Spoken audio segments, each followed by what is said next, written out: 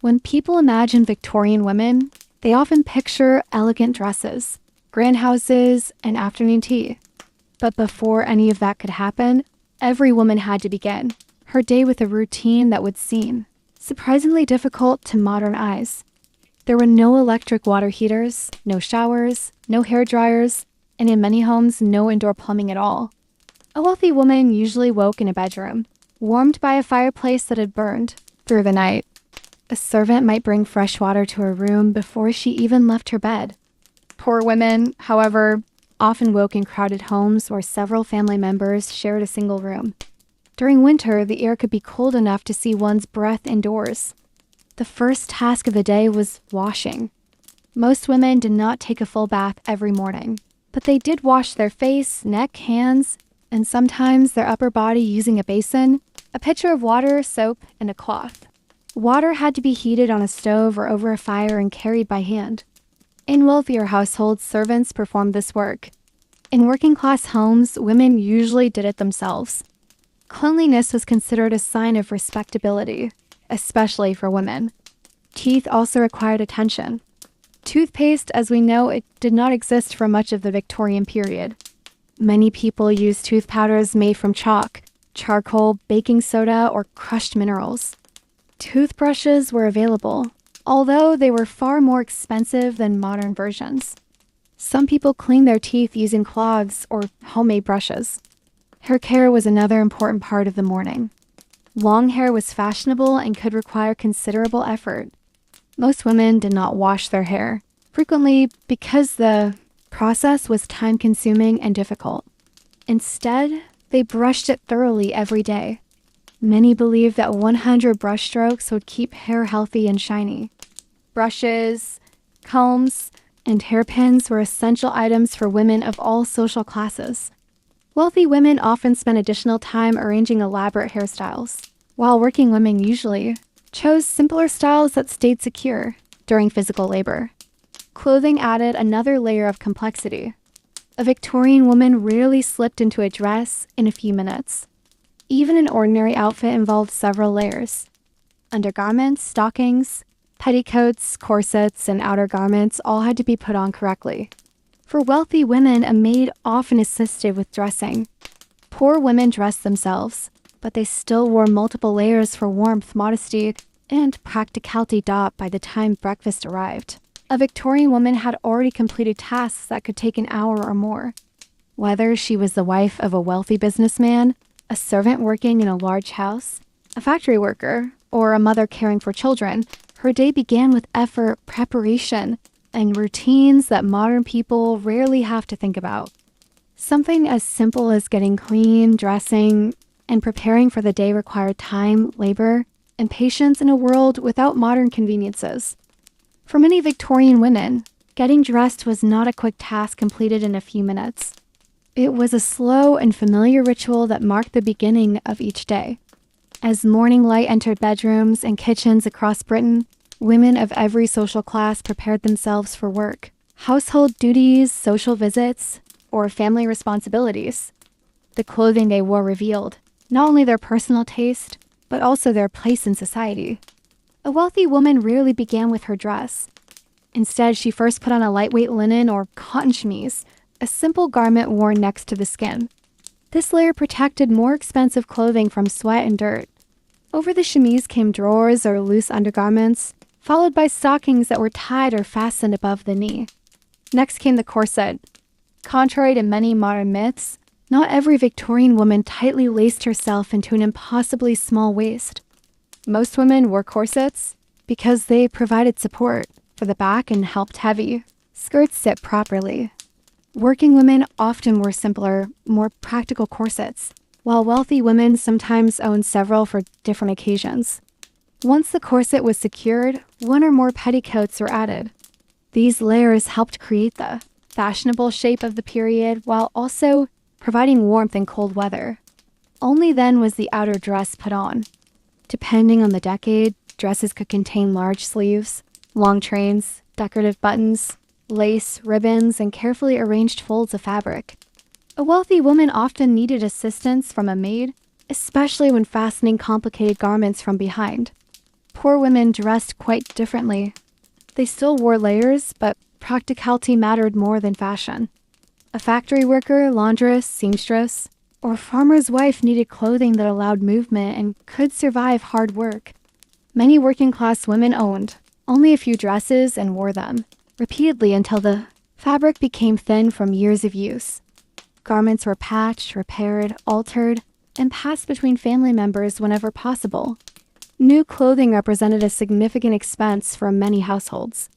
Color also reflected daily life. Darker fabrics often hid dirt better and lasted longer. Wealthier women could afford lighter colors, delicate fabrics, and garments intended for specific activities. Some dresses were worn only for visiting friends, attending church, taking tea, or going to evening events. As women dressed, they often prepared their hair as well.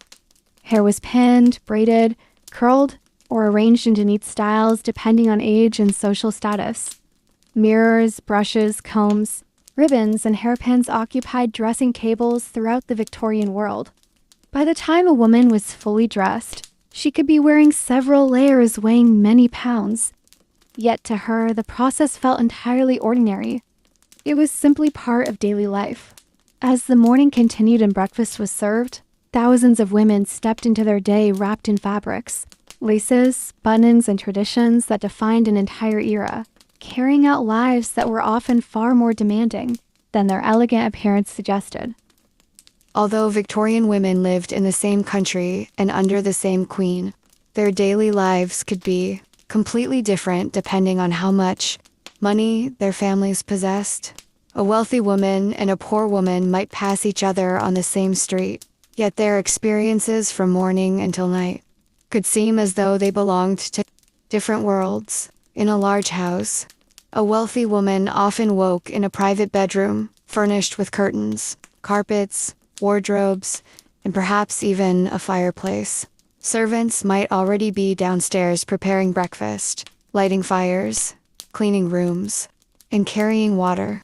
She would have time to wash, dress carefully, arrange her hair, and enjoy a morning meal served at a table. Her day might include correspondence, reading, sewing, charity work, social visits, shopping, or preparing for an evening gathering. Yet even wealthy women were expected to manage households, supervise servants, and maintain a reputation for respectability.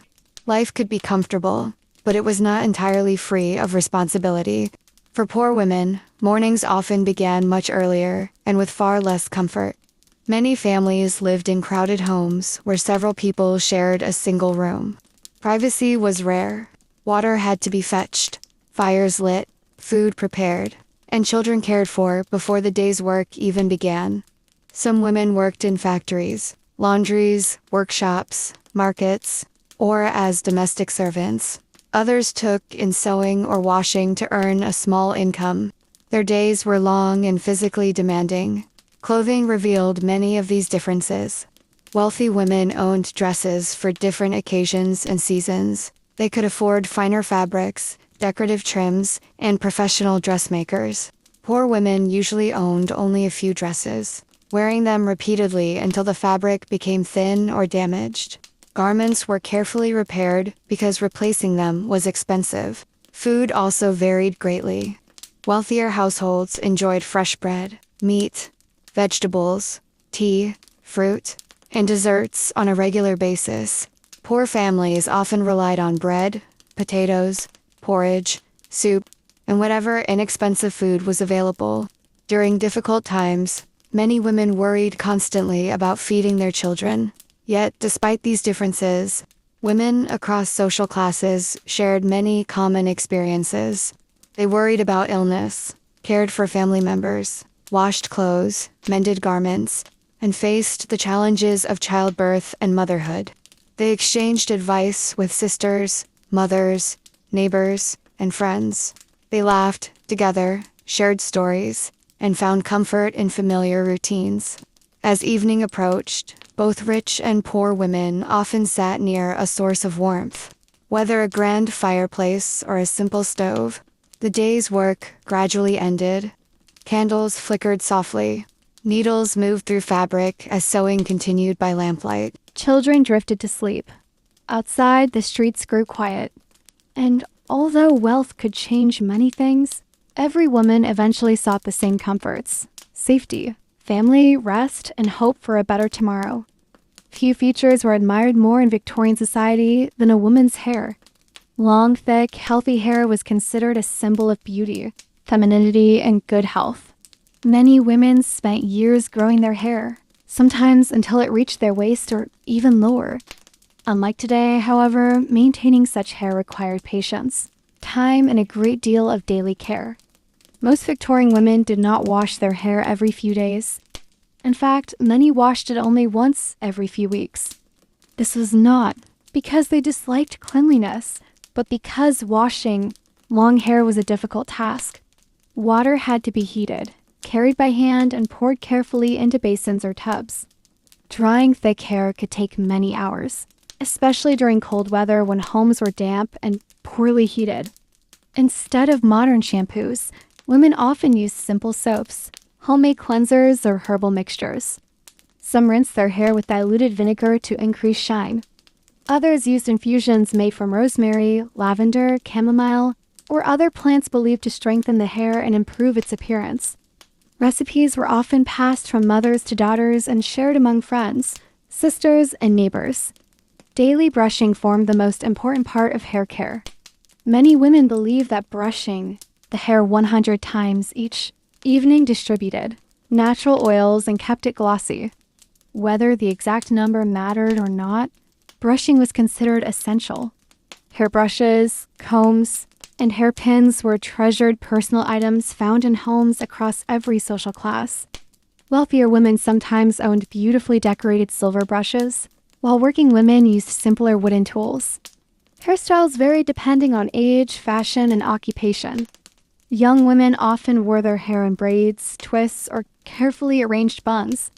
Elaborate styles became especially popular for social events and formal occasions. Preparing hair for a ball could take hours and often required assistance. Some women used curling papers heated near the fire, while others slept with their hair wrapped around strips of fabric to create curls by morning. Not every aspect of hair care was pleasant. Lice remained a common problem throughout the Victorian period, especially among poorer families living in crowded conditions. Women relied on fine combs, frequent brushing, and various homemade remedies to deal with infestations. Cleanliness helped, but even respectable households sometimes faced such problems. Hair also carried emotional significance. Locks of hair were often saved as keepsakes, exchanged between loved ones, or preserved after a family member died. Some people even created jewelry containing woven strands of hair as a way of remembering relatives and friends. As evening arrived and lamps glowed softly inside Victorian homes, many women sat quietly brushing their hair before bed. The repetitive motion became part of the day's general ending.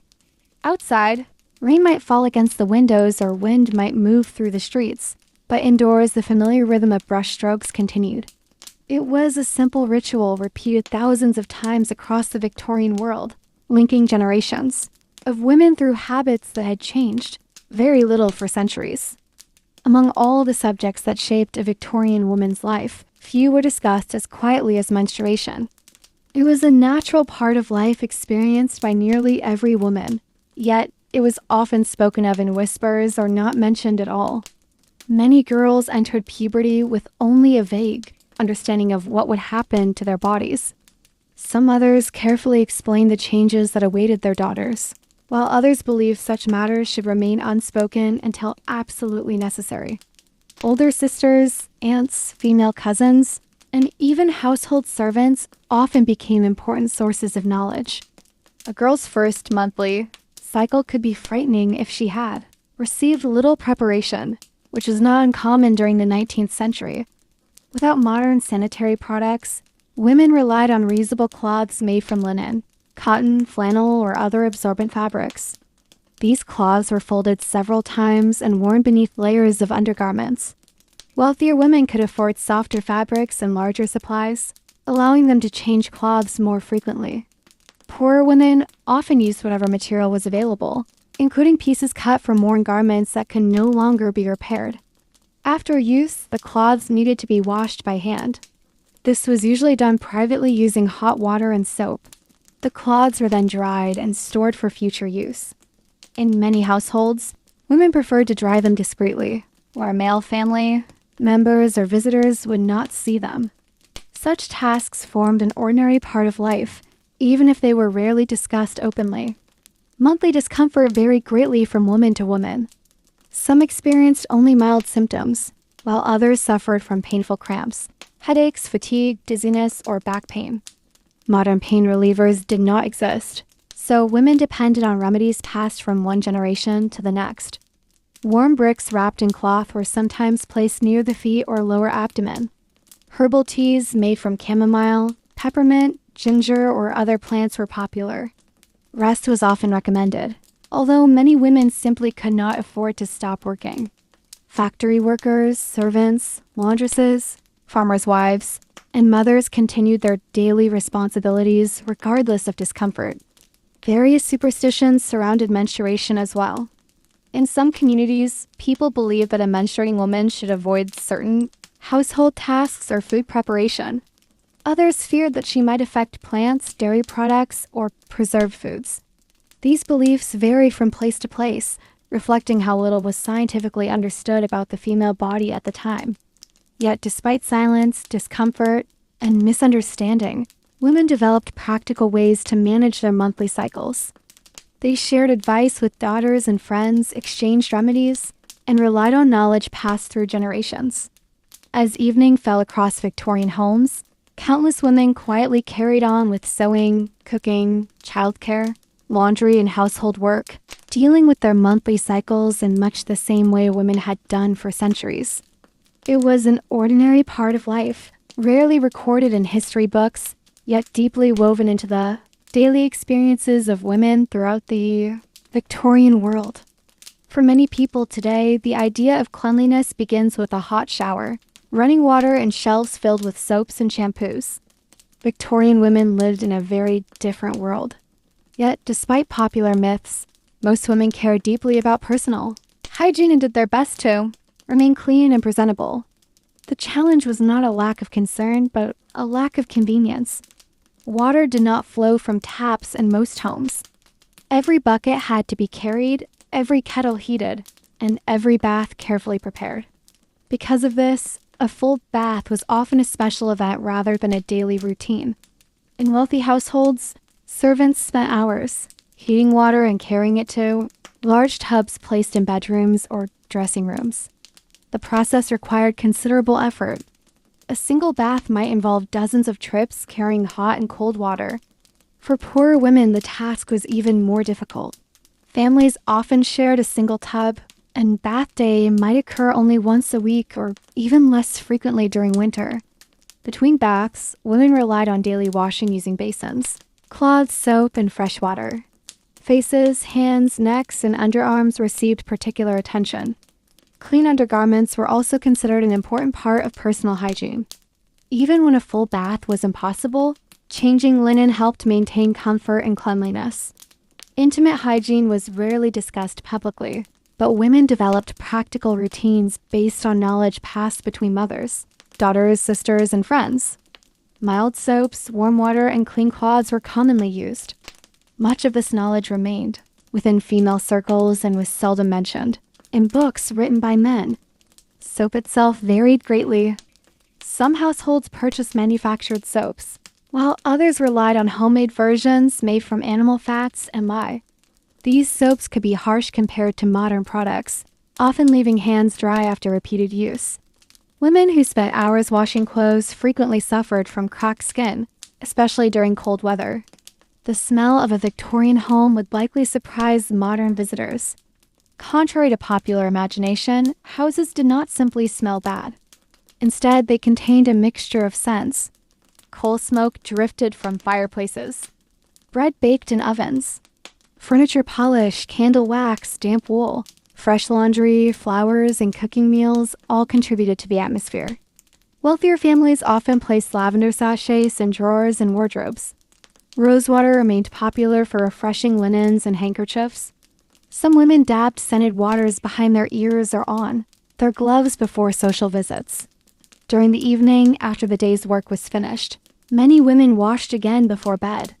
They brushed their hair, cleaned their hands, folded clothing, and prepared for another day. As lamps glowed softly and the house grew quiet, these small rituals brought comfort and order to daily life. In a world without modern plumbing, washing machines, or electric water heaters, cleanliness required patience, effort, and time. Yet Victorian women continued these routines faithfully, creating habits that helped them feel refreshed, respectable, and ready to face whatever tomorrow might bring. Long before beauty influencers, cosmetic counters, and modern skincare routines, Victorian women devoted considerable time to caring for their appearance. Beauty was closely connected to ideas of health, refinement, and social status. A woman was expected to look fresh, well-groomed, and respectable, but she also had to avoid appearing vain or overly concerned with fashion. Finding this balance became an art in itself. The ideal Victorian complexion was pale, smooth, and free from visible imperfections. A light skin tone suggested that a woman did not spend long hours working outdoors under the sun. Because of this, many women protected their skin with hats, bonnets, parasols, gloves, and long sleeves whenever they left the house. Even during summer, avoiding a tan was often considered desirable. Daily skincare routines were usually simple. Women washed their faces with water, mild soap, and soft cloths. Some preferred homemade cleansers made with milk, oatmeal, cucumber, rosewater, or honey. Mothers, grandmothers, and older sisters often shared recipes that had been passed through generations. Rosewater was especially popular because it left a pleasant scent and was believed to soothe the skin. Creams were often made at home using ingredients such as beeswax, almond oil, glycerin, lanolin, or floral extracts. Small jars stood on dressing tables beside brushes, mirrors, combs, and perfume bottles. During quiet evenings, many women sat by lamplight applying creams before bed, believing that careful skincare would preserve youthful beauty. Makeup occupied a complicated place in Victorian society. During much of the 19th century, obvious cosmetics were often associated with actresses, performers, or women considered socially improper. Respectable women were expected to appear naturally beautiful. Yet many still used cosmetic products discreetly. Rice powder helped reduce shine and create a smoother complexion. A gentle pinch on the cheeks or a light touch of homemade rouge could add color to the face. Some women even bit their lips to make them appear naturally red before social events. Unfortunately, not every beauty product was safe. Some cosmetic manufacturers included substances that modern science has proven to be dangerous. Lead, mercury, and arsenic appeared in certain beauty preparations designed to lighten the skin or remove blemishes. Women often had no idea that the products they trusted could harm their health over time. Despite these risks, advertisements promised miraculous results, and many customers believed them. Perfume also played an important role. Floral scents such as rose, violet, lavender, and jasmine were especially popular. Women lightly scented handkerchiefs, gloves, letters, and clothing. The fragrance was usually subtle rather than overwhelming. By evening, after the day's work and responsibilities were complete, many women returned to their dressing tables. They brushed their hair, washed their faces, applied creams, and prepared for sleep. In the soft glow of candlelight or an oil lamp, these quiet beauty rituals became moments of calm reflection. They were not simply about appearance. They offered comfort, routine, and a small sense of luxury in a world that often demanded patience, hard work, and self-discipline. Victorian women cared deeply about their appearance, but beauty meant very different things depending on a woman's social class. Wealthy ladies might sit at elegant dressing tables surrounded by bottles, powders, brushes, and perfumes, while poor women often relied on simple ingredients found in kitchens, gardens, or local markets. Yet, despite these differences, women from every background searched for ways to keep their skin soft, their hair healthy, and their appearance respectable. Many homemade beauty treatments were surprisingly gentle. Milk was sometimes used to wash the face because it was believed to soften the skin. Oatmeal mixed with water created a simple cleanser that could soothe irritation. Honey was valued for its moisturizing qualities, while cucumber slices were placed on the skin to reduce redness and swelling. Rosewater remained one of the most popular beauty products throughout the Victorian period. Women used it to freshen the face, scent handkerchiefs, and even add fragrance to bath water. Poor women often created their own remedies from ingredients they already possessed. A farm worker's wife or a laundress could not spend money on expensive cosmetics, but she might still prepare herbal infusions using chamomile, lavender, rosemary, or mint. Knowledge of such remedies was usually passed from mother to daughter and shared among female relatives, neighbors, and friends. However, not every beauty treatment was safe. During the 19th century, many cosmetic manufacturers promised miraculous results. Advertisements claimed that certain creams could remove freckles, erase wrinkles, whiten the skin, and restore youthful beauty. Women eager to achieve the fashionable, pale complexion often trusted these promises without knowing what ingredients were hidden inside the products. Some face powders and skin whiteners contained lead, a toxic metal that could slowly damage the body. Mercury appeared in certain lotions designed to remove blemishes and lighten the complexion. Arsenic was sometimes included in beauty products and even sold in small doses of a supposed aid to achieving clear, pale skin. The dangers were poorly understood by the public. A woman might use such products for years before realizing they were harming her health. The pursuit of beauty could therefore become surprisingly dangerous.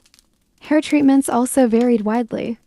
Some products promised thicker, shinier hair but contained ingredients that irritated the scalp. Others were harmless herbal preparations that had been used for generations. Because scientific testing was limited, women often depended on reputation, personal recommendations, and trial and error when choosing beauty products. By evening, whether rich or poor, many women returned to familiar routines. They washed away dust from the day, brushed their hair, applied homemade creams or purchased lotions, and prepared for sleep. Some sat before ornate mirrors, while others used small hand mirrors in modest cottages. Yet across social classes, the desire remained much the same. Victorian women hoped to look healthy, attractive, and well cared for, even when the products they trusted were not always as safe as they seemed. As evening approached and lamps began to glow behind curtained windows, thousands of Victorian women prepared for social events that broke the rhythm of ordinary life. For wealthy families, a ball, concert, dinner party, or formal gathering could become the highlight of an entire season. Invitations were discussed for weeks, dresses were altered and repaired, and every detail received careful attention. Yet the excitement of preparing for a special evening was not limited to the rich. Women from every social class looked forward to celebrations, church gatherings, fairs, dances, and community events that offered a welcome escape from daily responsibilities. In affluent households, preparations often began hours before the event itself. A woman might start with a bath or careful washing, followed by hair brushing and styling. Long hair was arranged into elegant buns, curls, braids, or intricate combinations decorated with ribbons, flowers, pearls, or jeweled pins. Some hairstyles required assistance from maids or female relatives. Dressing tables became busy places covered with brushes, hairpins, gloves, perfume bottles, and small boxes of powder. Choosing a dress was an important decision. Fashionable evening gowns often differed greatly from daytime clothing. Rich fabrics, lace, embroidery, and carefully fitted bodices transformed an ordinary appearance into something far more dramatic. White gloves were considered essential for many formal occasions, and jewelry was selected with care. Yet behind the elegance stood many hours of labor. Seamstresses, dressmakers, laundresses, and servants worked tirelessly to make such appearances possible. For working-class women, preparations were simpler but no less meaningful. A factory worker or shop assistant might own only one dress, suitable for special occasions. It would be carefully cleaned, pressed, and mended before an important event. Hair would be brushed and pinned neatly, and perhaps the treasured ribbon saved for months would finally be worn. Even modest gatherings offered opportunities to feel proud of one's appearance and enjoy a few hours away from work. Female friendships often played a central role in these preparations. Sisters helped one another with buttons and laces. Mothers adjusted collars and hems. Friends exchanged opinions about hairstyles and ribbons. Conversations flowed easily as women shared excitement, hopes, and occasional worries. Some wondered whether they might meet a future husband. Others simply looked forward to music, dancing, and conversation. Not every woman attended grand balls, but nearly every woman understood the pleasure of preparing for a special evening. In a time when daily life involved hard work, strict expectations, and countless responsibilities, such occasions provided something precious: anticipation. As candles flickered and carriage wheels echoed through the streets, women across Victorian society stepped into the evening wearing their best clothing, carrying their hopes with them. For a few hours, laundry could wait, sewing could rest, and household duties could be forgotten. There would be music, laughter, conversation, and memories to discuss for many days afterward. And perhaps that was why these evenings remained so special. They offered not only entertainment, but a brief glimpse of beauty and celebration in lives that were often filled with routine and obligation. For Victorian women, few events changed life more profoundly than pregnancy. Whether a woman lived in a grand townhouse, a small village cottage, or a crowded city neighborhood, the arrival of a child affected not only her future but also the daily rhythm of the entire household. Unlike today, there were no home pregnancy tests, ultrasound scans, or regular medical checkups. A woman usually recognized pregnancy through changes in her body and by the absence of her monthly cycle. Often, the first people to know were not doctors but other women: mothers, sisters, aunts, neighbors, and experienced midwives shared knowledge that had been passed down through generations. Pregnancy was considered a natural part of life, yet it was also surrounded by uncertainty. Many women had witnessed difficult births among relatives and friends, and they understood the risks that accompanied motherhood. As the months passed, clothing needed adjustment. Contrary to popular belief, Victorian women did not simply continue wearing the same tightly fitted garments throughout pregnancy. Special maternity corsets and looser bodices gradually became available during the 19th century. Many women altered existing dresses or commissioned garments designed to provide additional room and comfort. Wealthier women could afford custom-made clothing, while poorer women often relied on sewing skills, borrowed garments, or practical alterations made at home. Daily life usually continued throughout pregnancy. Women cooked meals, cared for children, managed households, sewed clothing, fetched water, worked in shops, and performed countless ordinary tasks. A factory worker, or a farmer's wife often, remained active until very late in pregnancy because her family depended on her labor. Advice was plentiful. Some recommendations were sensible, while others reflected old beliefs and superstitions. Pregnant women were encouraged to avoid shocks, frightening experiences, and emotional distress. Certain foods were recommended, while others were discouraged. Female relatives frequently offered guidance based on their own experiences, creating a network of support that existed long before modern parenting books. As childbirth approached, preparations quietly began. Tiny garments were sewn by hand. Blankets were washed and folded. Cradles were repaired or borrowed. In many homes, women spent evenings stitching baby clothes beside the fire, imagining the child who would soon arrive.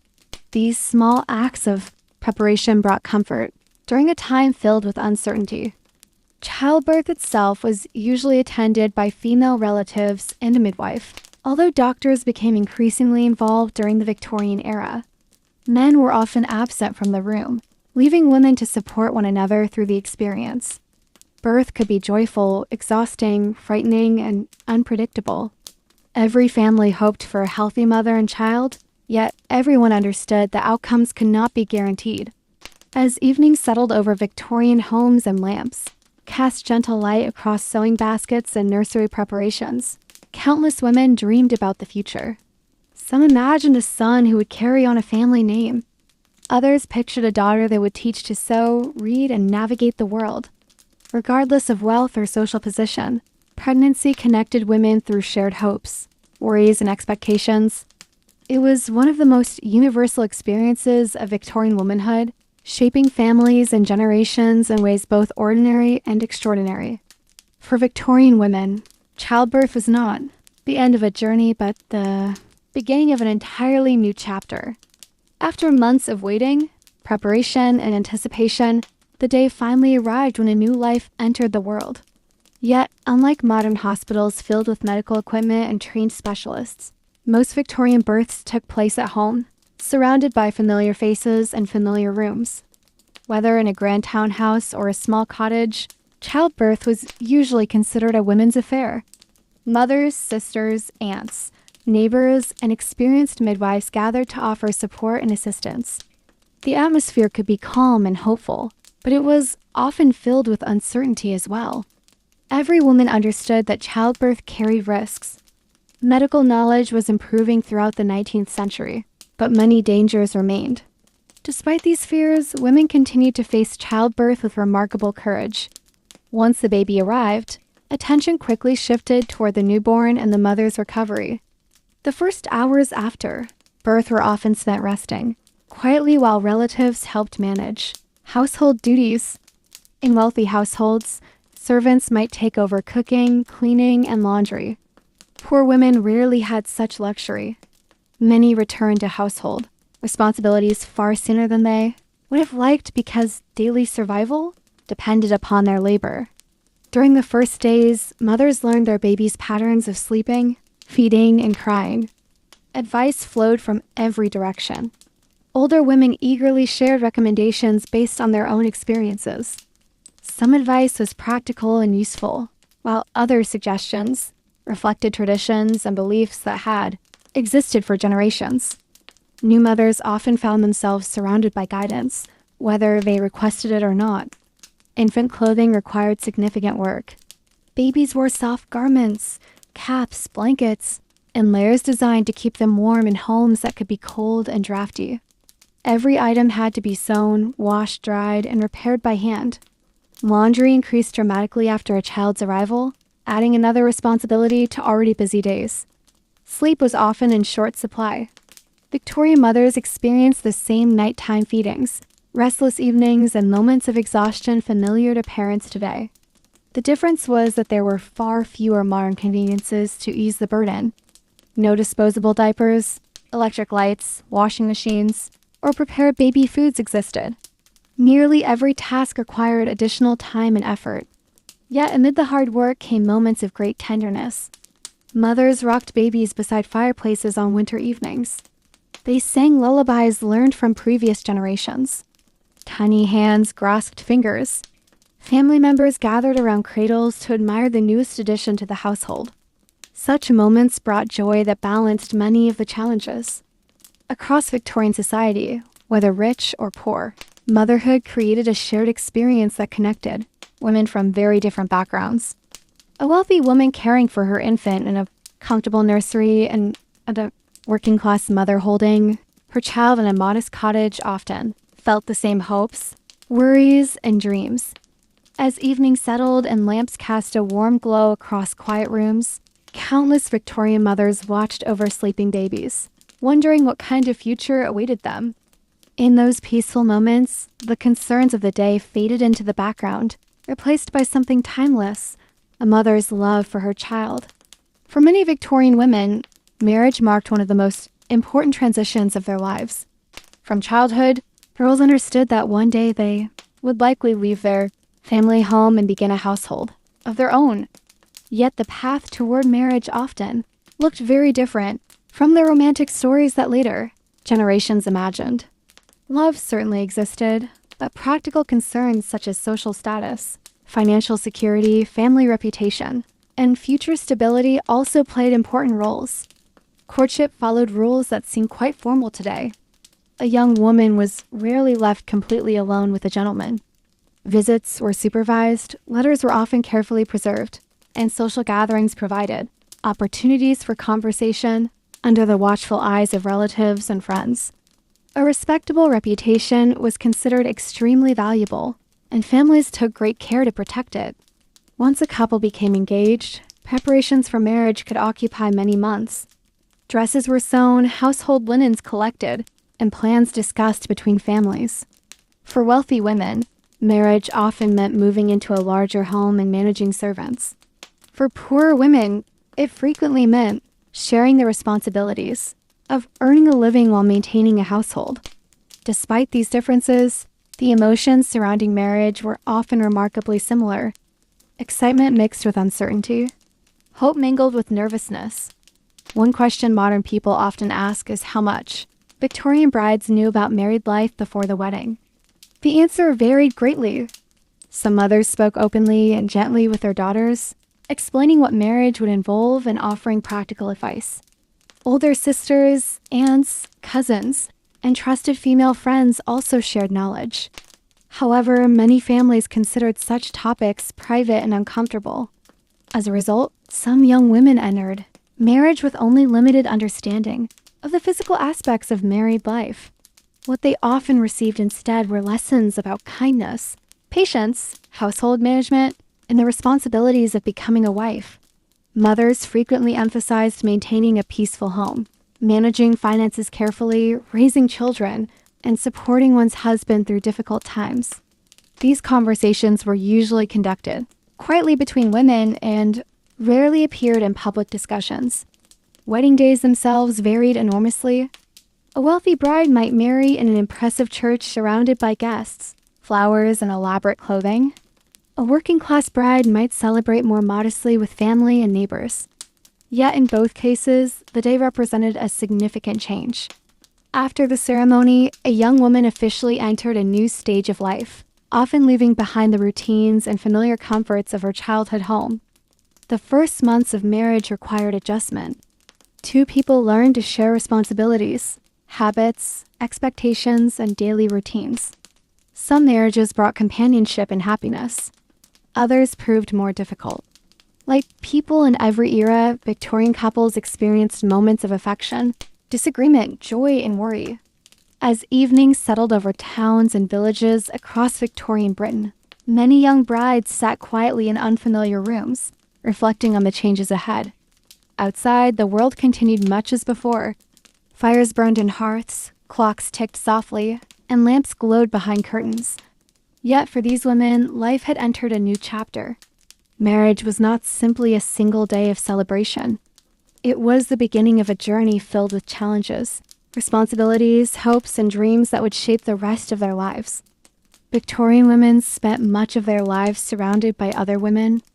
Although history books often focus on politicians, inventors, military leaders, and famous men, the daily lives of most women were shaped by mothers, sisters, grandmothers, friends, neighbors, servants, midwives, seamstresses, and daughters. These relationships created networks of support that helped women navigate the many challenges of everyday life. Long before telephones became common and long before social media connected people instantly, conversations happened face to face, often during ordinary tasks. A woman might spend an afternoon sewing beside her mother, helping a neighbor prepare food, washing clothes with relatives, or visiting friends for tea. During these moments, information flowed naturally from one generation to another. Older women shared knowledge about pregnancy, childbirth, child rearing, cooking, housekeeping, illnesses, and countless practical matters. Younger women listened, asked questions, and gradually became the next generation of advisors.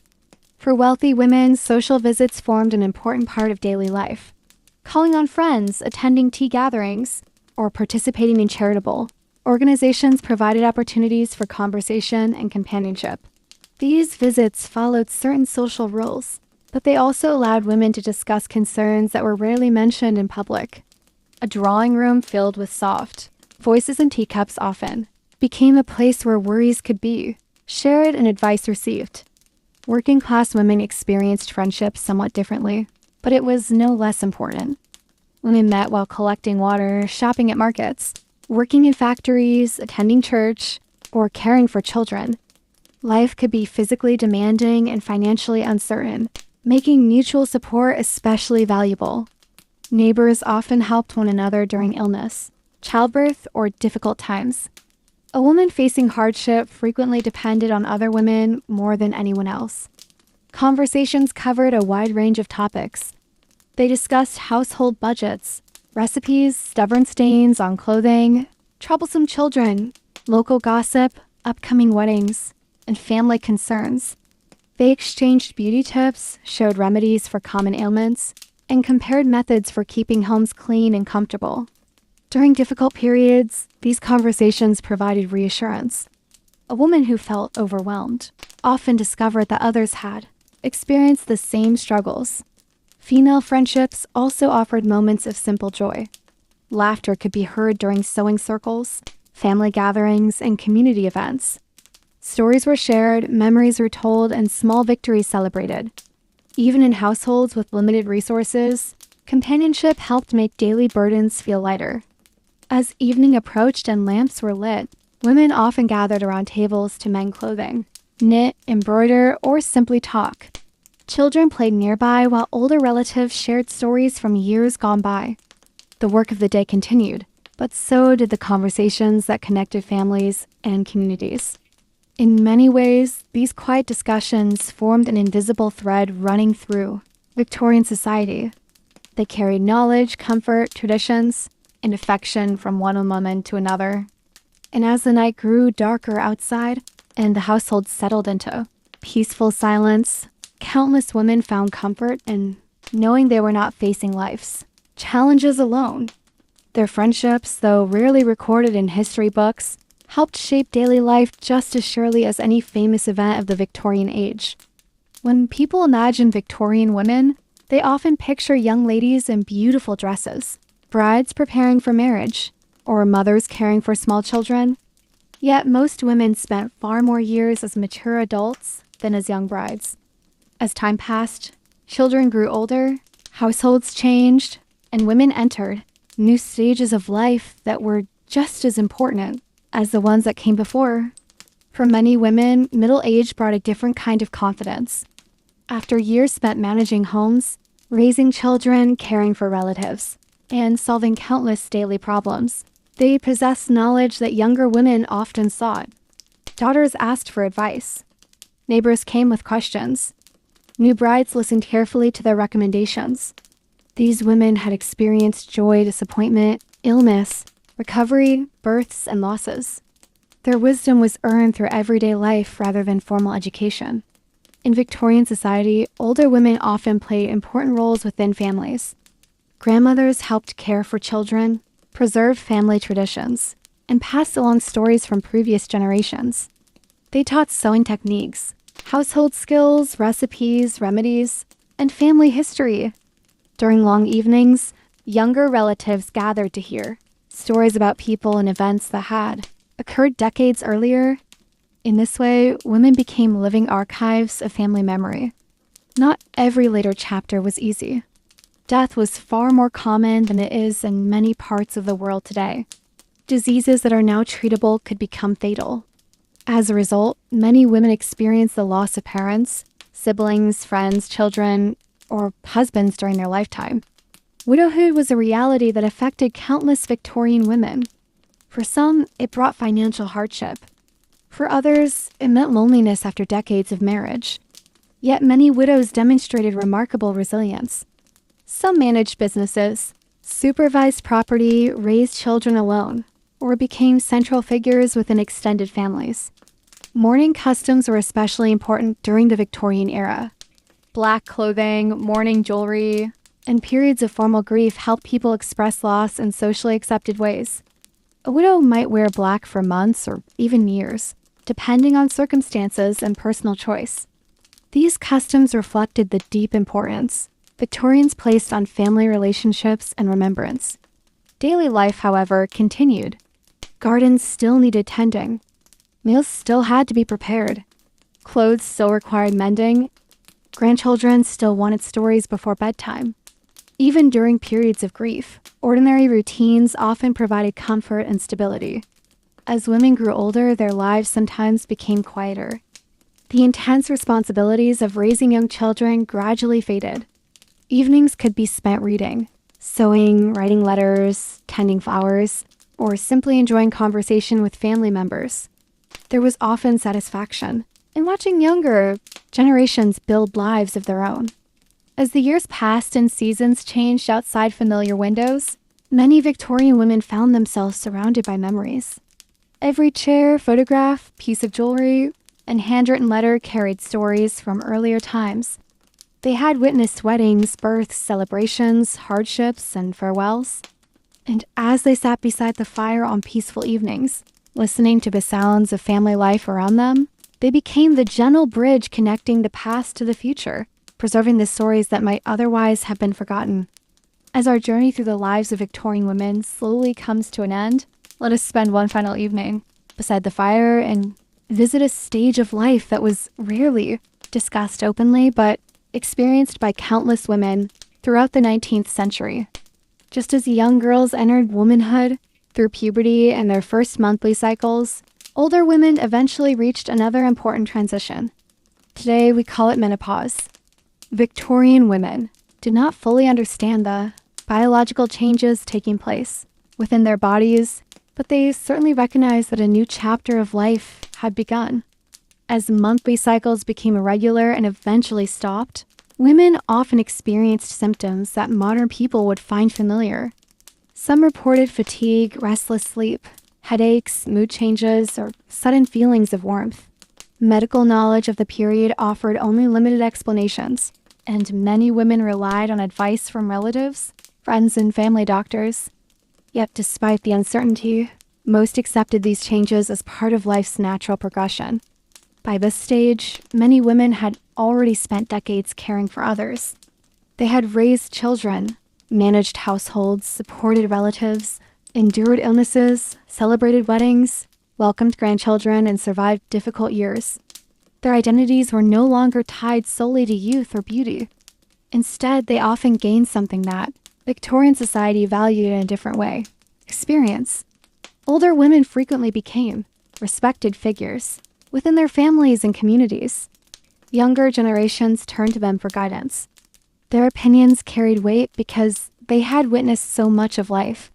A grandmother sitting quietly by the hearth often possessed more practical wisdom than any book on the shelf. She knew which remedies helped soothe a sick child, how to mend a treasured garment, how to manage a household during difficult times, and how to comfort someone experiencing grief.